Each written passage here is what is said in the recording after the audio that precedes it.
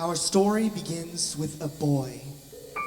Off the heels of a global shutdown and a little dream to pursue his passions in a warm and coastal land. With nothing but love for the music, his drive to go above and beyond is unmatched. Open to everything new and confident in his abilities, he begins to walk the red and golden brick road, one foot in front of the other. We kindly ask you to please refrain from clapping until the end of the performance. You heard right, the end of the performance.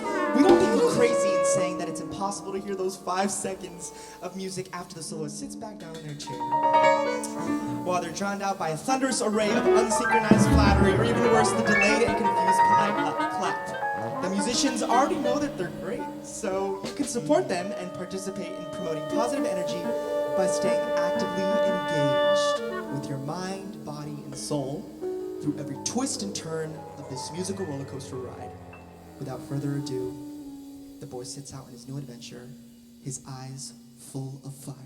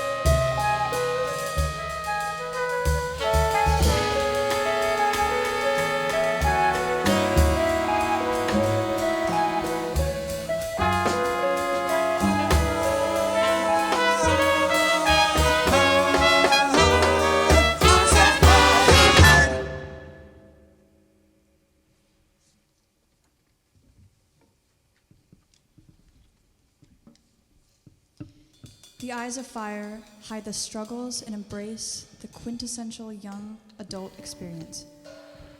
Sure, he's incinerated some connections, but he's strengthened other ones, and with that, the cycle of life continues unscathed, or so it seems. The cracks in his moral foundation are going unnoticed by the array of new opportunities flooding into his life. Surrounded by strong opinions and profound support, it becomes easier to let these ideas of others dictate his worth, interests, and situational responses. He's unaware that these interactions are encouraging him to be a bit reckless, too negative, and a little too comfortable. Will he be able to keep his internal compass fueled, or will he lose his innocence and become disillusioned?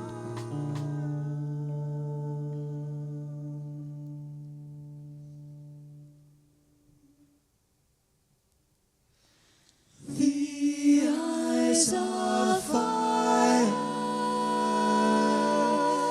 the eyes of fire, the eyes of fire are disillusioned by the sun.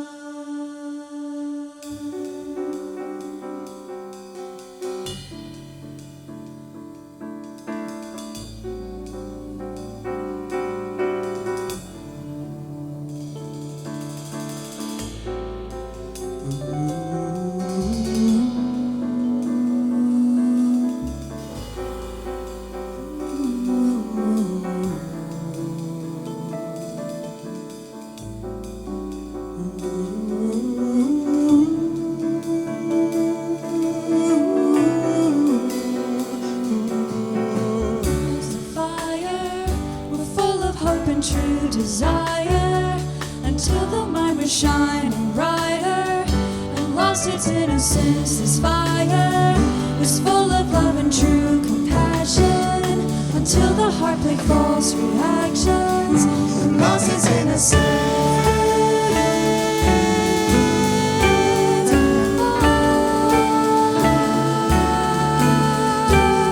To the sun.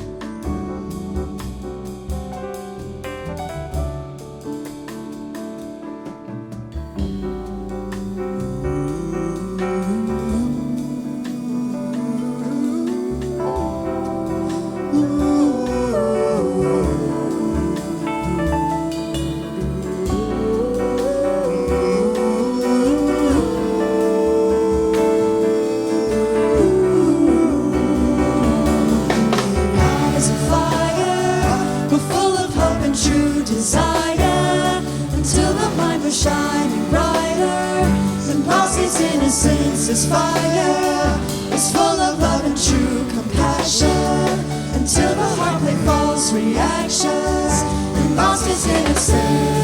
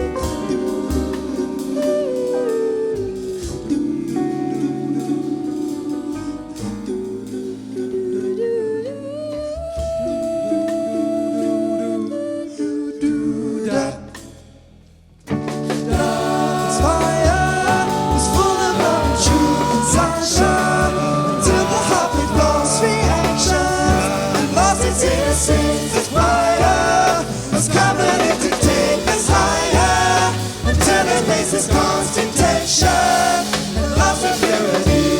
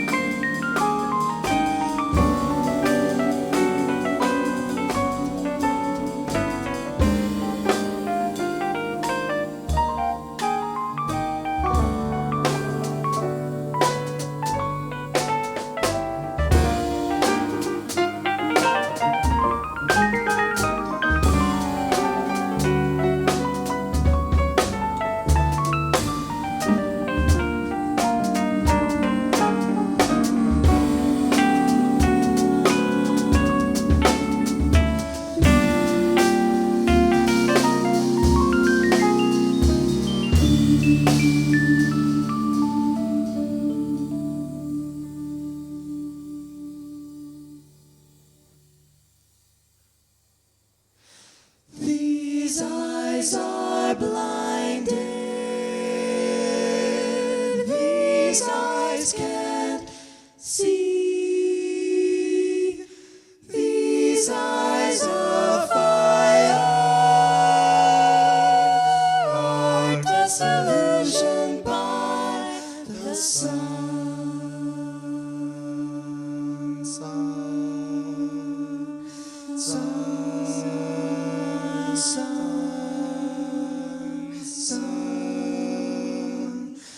Parting from the earth.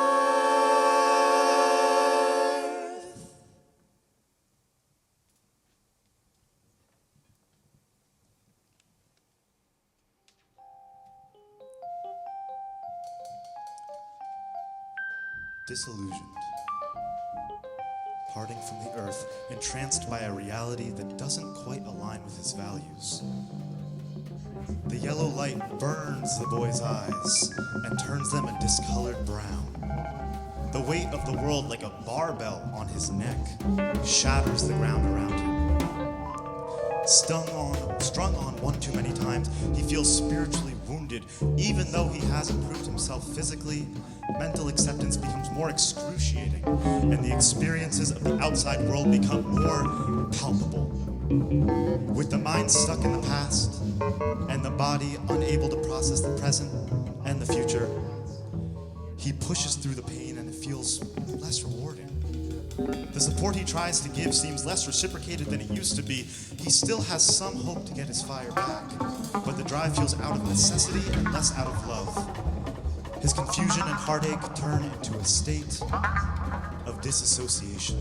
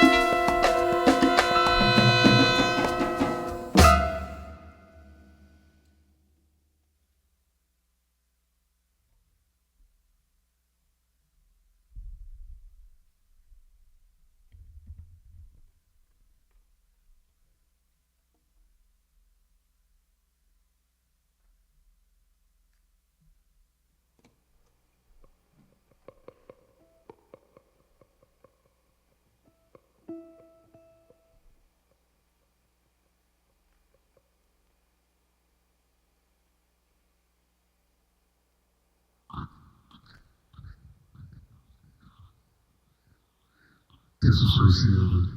The boy feels completely lost and alone in an unfamiliar place, with very little to guide him. Disoriented, the past and the present, he's crying out for help, for some understanding as to why his ember faded.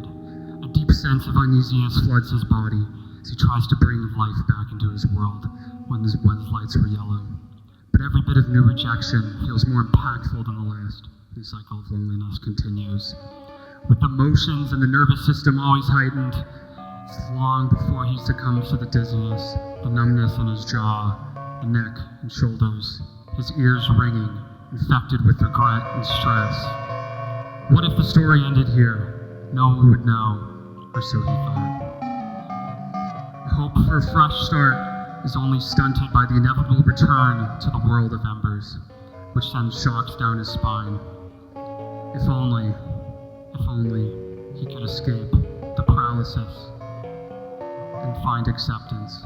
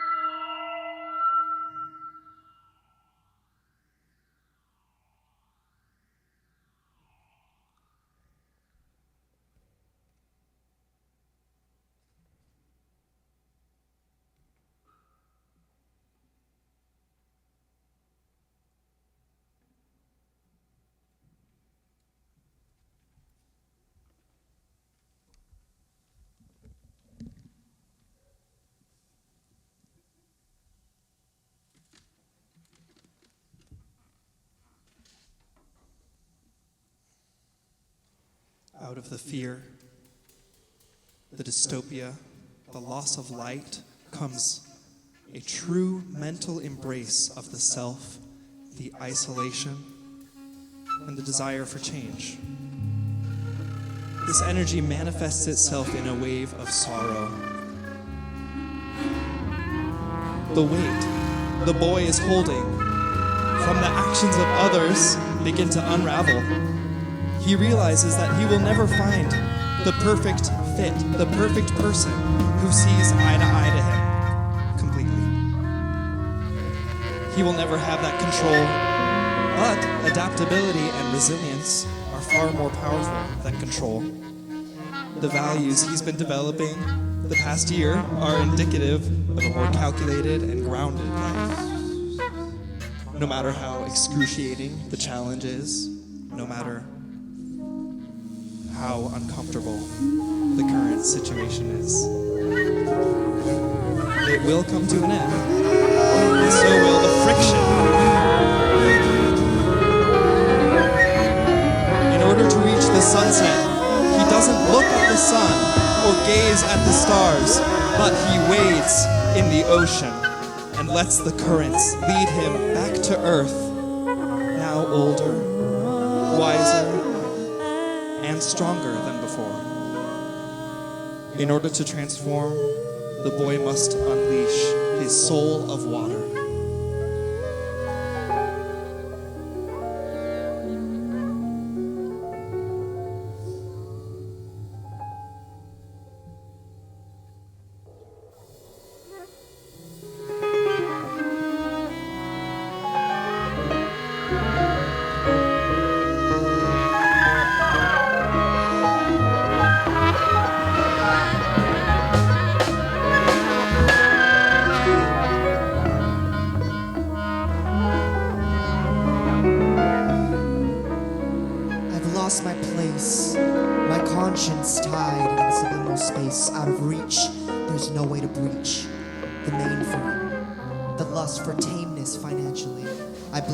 For lack of experience, but I don't know which of my expertises bring me blissfulness. The answer is buried somewhere in the scores I write.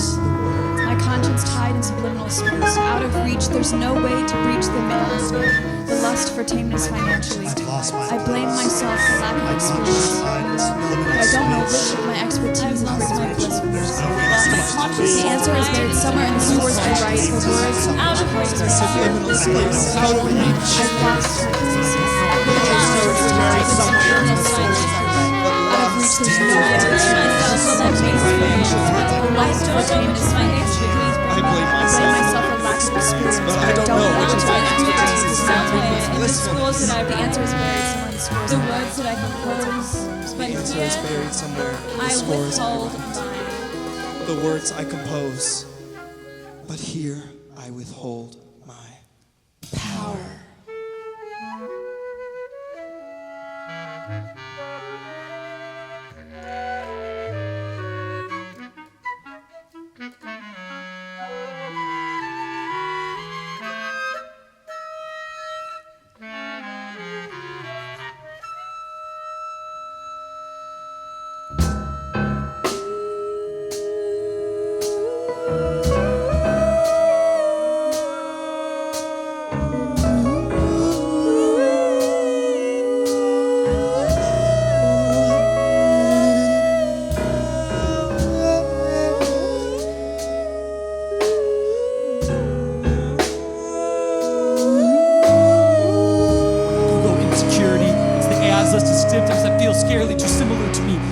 I've lost touch with reality because I'm too calculated, overthinking, analyzing every situation for the bad mostly. I can't start, if I can't start, I can't finish. If I can't finish, I can't show the world. If I can't show the world, then no one will know. If no one knows, then what? How will I grow? How will I know I've grown? Does any of this matter? What's real anymore? Am I even real?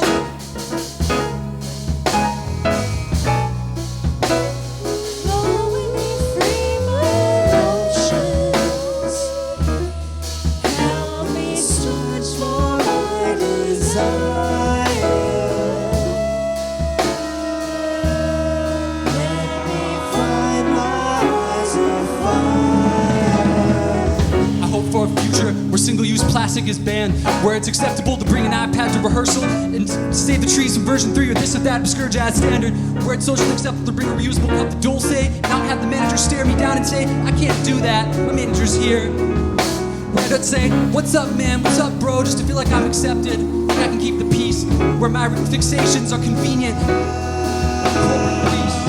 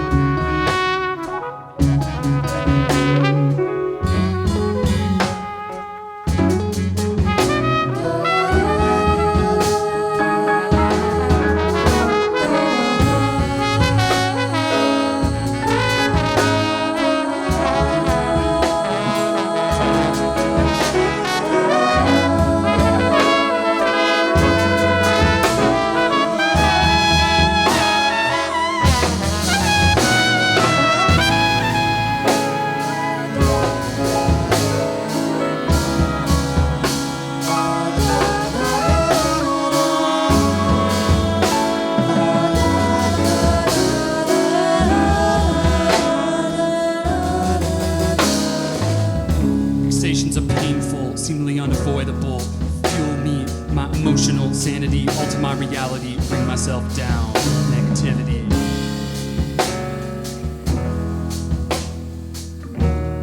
Can't start, can't finish, can't show the world. Fixations should be liberating. Fixations should be liberating, easy to unwind into. Fuel me, my emotional sanity, sense of my autonomy. I can see this world where I finally let my guard down once again. Free myself from the self-inflicted wounds. Things you're scared of hurt less the more they happen.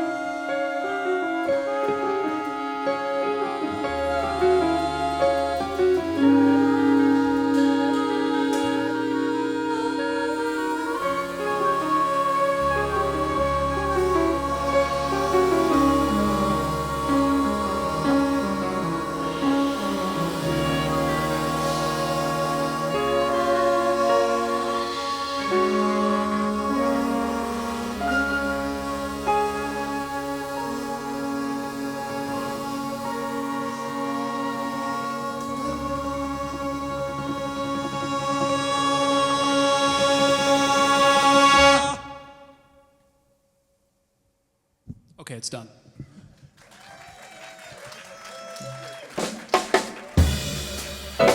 Okay, that's my senior recital. I have a whole lot of thank yous, so I'm gonna go through them all right now. Let's first introduce this incredible band that somehow managed to all fit on stage here and did some crazy stuff with me. So on piano over here, we have Julian Najah. That's Max Walker over there on the guitar.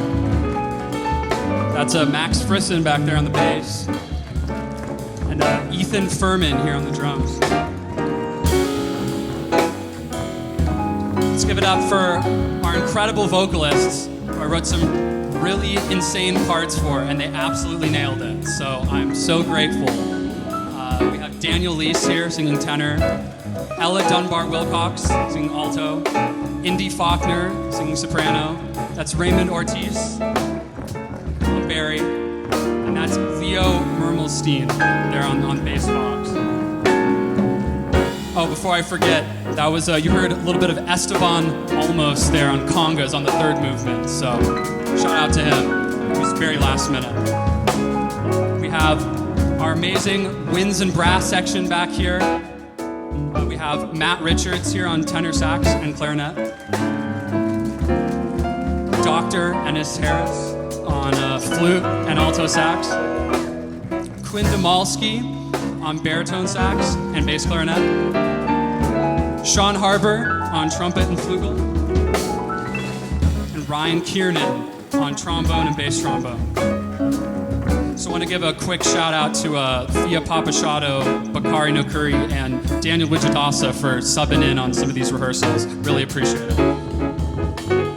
I have so many professors that have inspired me to write and play and do everything here at this school, so I'm going to go through all of them right now. We have Russ Ferrante, Bob Mincer, John Hatamiya, Alan Pasqua, Jason Goldman, Katie Thoreau, Chris Sampson, Josh Nelson, Aron Sarfati, Sarah Gazarek, Sean Holt, Professor Fenn, Terry Cravens, Troy Quinn, Mark Weiser. I also want to thank my Amsterdam professors. I had the opportunity to study at the Conservatory van Amsterdam a year ago for a study abroad opportunity.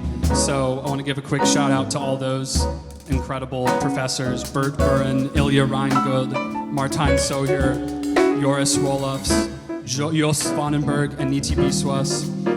And I want to give big shout out to my professors this semester.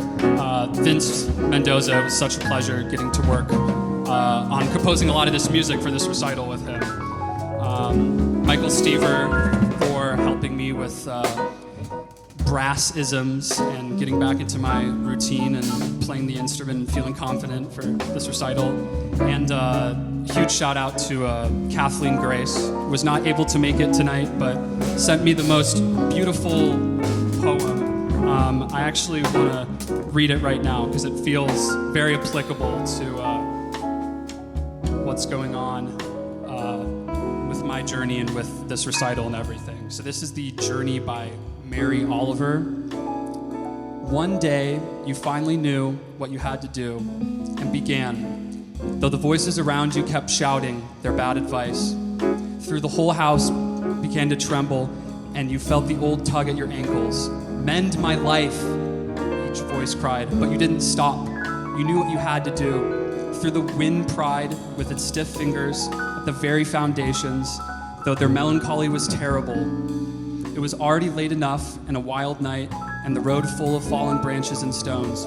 But little by little, as you left their voices behind, the stars began to burn through the sheets of clouds. And there was a new voice which you slowly recognized as your own, that you kept company as you strode deeper and deeper into the world, determined to do the only thing you could do, determined to save the only life you could save. So thank you so much, Kathleen, for sending that to me like literally 2 hours before this. So she's amazing, incredible. Huge shout out to my family, my parents. They all came from Tucson. My dad actually flew all the way from Perth, Australia. He got in yesterday. So very grateful that they're here. Very grateful for all my friends that are here. For everyone who decided to check this out. Please stick around for the next recital. Takumi Kakimoto is an amazing composer. He's the first jazz composition master's student here at USC, and I'll also be playing on it. And a bunch of these people on stage will also be playing on it. So it's going to be great music. So please stick around and check it out. Thank you so much. Have a wonderful night, everybody.